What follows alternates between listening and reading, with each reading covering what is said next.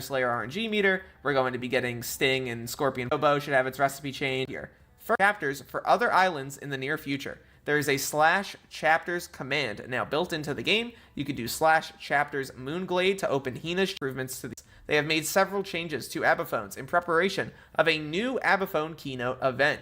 Stay tuned for that event in the near future. Abaphones & Co. This is a new building in the hub that will let early game players purchase an Abaphone Basic, a new budget model of Abaphone with 6 contact slots. Alda, the NPC who works there, will teach you how to add NPC contacts.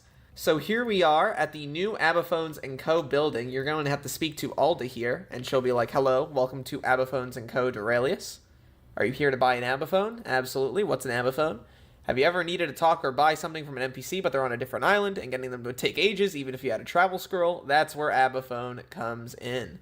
Simply add an NPC as a contact, and you can call them anytime, anywhere. Sounds amazing, I guess. And there you go. You get a basic Abaphone for 100k coins. So this is actually really good. This brings Abaphones way earlier in the game's progression. This is something that I've asked about for a while, and I've wanted to happen for a very long time, because it always felt kind of silly to me that some of the Abaphones were just far into the progression in the Crimson Isle. And now you're going to be able to get one as a relatively new player. You can add quite a few of the contacts there early on. It should make things like, for example, getting the Slayer one added, as well as a few other ones that are pretty trivial to get. Things should just be better. Another great thing you can do now is if you are just hanging out and you want to call a contact, you can do /call Maddox, or whoever else for that matter, and you can call them. You don't actually have to be holding the Abaphone. I imagine it's just when you have an Abaphone in your inventory. Like, I imagine if I moved them all, yeah, it needs to be in your inventory to use the command. So that's what you need to do. Aside from /call, which we already went over in game, there are a few other Abaphone changes that I want to go over here. Notably, they've adjusted the various Abaphone shop menus to condense the various available models into submenus, so it hopefully is less confusing. They adjusted the build of Udel's Abaphone shop in the Crimson Isle. They adjusted the names of several Abaphone models for clarity. They've rescaled the features and pricing of existing Abaphone models, so we'll check that out in a moment. They've removed the ability to trade in Abaphones as a result of Abaphone prices having been lowered. They removed the upcharges and discounts in Abaphone prices from Nuvian and Udel, respectively. So that's pretty notable. Alright, so here we are at the Mage Faction shop, which looks pretty nice. Here's Udel, as you can see. And there's the Abaphone 10, 11, 12, 13, 14, Flip, and the Flip Plus coming soon. And as you can see, the price is way lower. So the 10, if I can get there, is 490k coins. The 11 is 490k as well. The 12 is 980,000. The 13 is 4.9 million.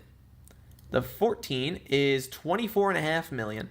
And then the next one up is 49 mil in total. I think I have like a 2% discount or whatever in general on all shops, but I imagine the actual numbers would be like 25 mil and then 50 mil. This is not bad. This is about half the price. I imagine the Flip Plus will be a little bit more expensive, so keep that in mind. Something they seem to be adding with the plus variants of the Abaphone Flip is a thing called Speed Dial. And basically how this works is that if you open up your Abaphone, for example, and you collect, I don't know, maybe Maddox's contact, you go to right click on him, and you can set him as your speed dial. So if you left click with the Abaphone, it instantly calls him. That's it. Simple as that. Alright, continuing on, we have some stat menu improvements, and I'll go in game for this one. The stats menu itself has also gotten a full rework along with this update. Now there are a bunch more breakdowns of different stats. So there's combat stats as the first one, which shows you pretty much all of the combat stats in the game. There is also mining stats, there is farming stats, foraging stats, fishing stats, miscellaneous stats, hunting stats, and wisdom stats. So now they are all broken down here, and I imagine if we got stats for other skills, they would be in this menu. This also applies to weapons and armor to a degree. As you can see, the visual colors are different now, dependent on what stat is there. So defense is obviously green, intel is that light blue color, vitality is that darker red, then we have wisdoms as that medium like cyan. Also, this goes for true defense is that white color. Fortunes haven't changed. I think Hunter Fortune, though, is different. That's a pink now. So it should be a lot more visually clear what stats you're getting and how you are getting them. They also adjusted various items and perks to use the new stat classification system. So Superior Dragon Armor only works on combat and miscellaneous stats. Blaze Pet works on combat, fishing, and miscellaneous stats on the Crimson Isle. Ender Dragon works on combat and miscellaneous stats. Mithril Golem works on combat stats on mining islands. Dragonhorn, combat stats, miscellaneous stats. Legion, combat and miscellaneous stats. Bobbentime, fission, and also magic find. And Mayor Jerry only buffs combat stats and miscellaneous stats, so keep that in mind now.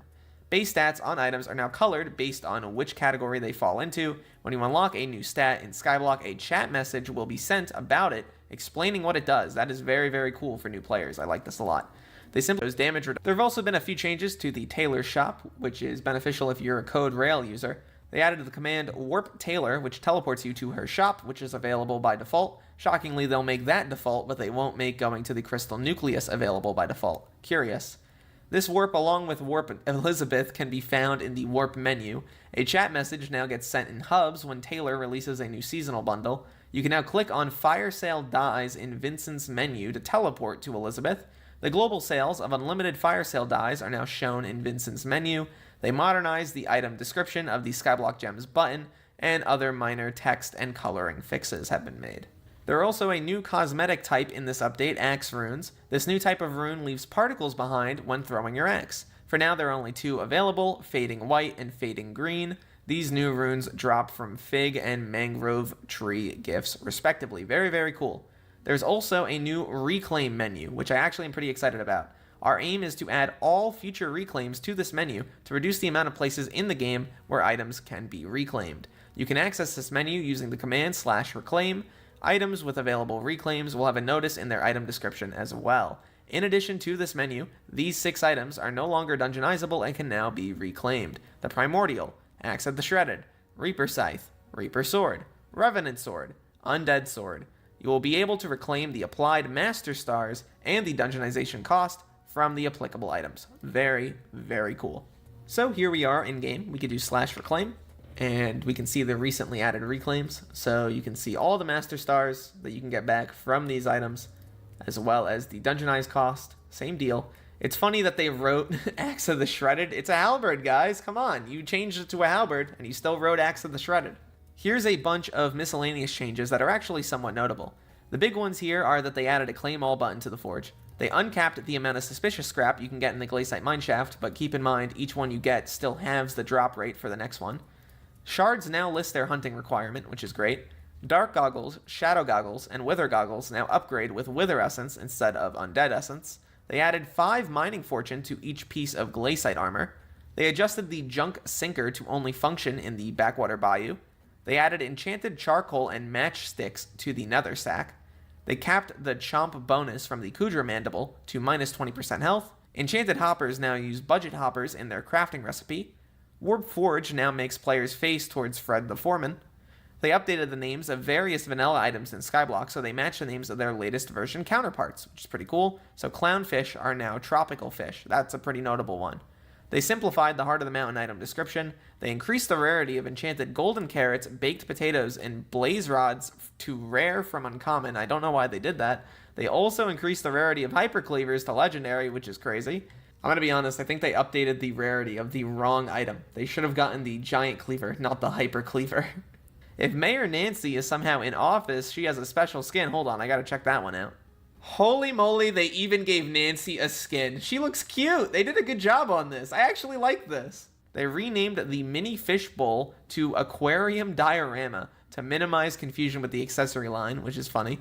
They renamed the Anomalous Desire Heart of the Mountain perk to Tunnel Vision. That one's cool. They renamed the Spooky Hook to Spooky Savant to minimize confusion with actual hooks. And they added an Easter egg to Odd XR's dialogue if you meet certain conditions. Very curious. And there's a ton of bug fixes, as you can see. Overall, the vast majority of changes split up also vary in the comment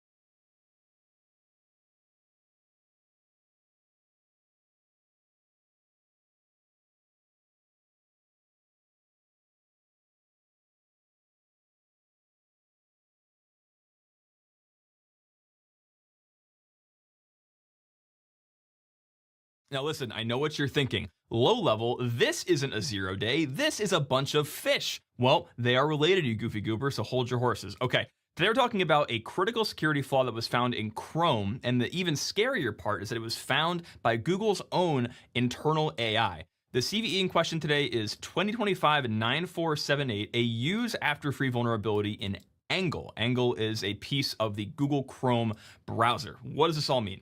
Well, when you want to display fancy 2D graphics in the browser like this, typically you have to use this thing called WebGL, right? I'm not a WebGL programmer, but I do know JavaScript, and WebGL is just another API within JavaScript that allows you to render things to the screen. Well, to be able to render anything to a screen, at the end of the day, you have to hook into calls that touch the GPU, right? And so Angle is the almost native graphics layer engine. It's a component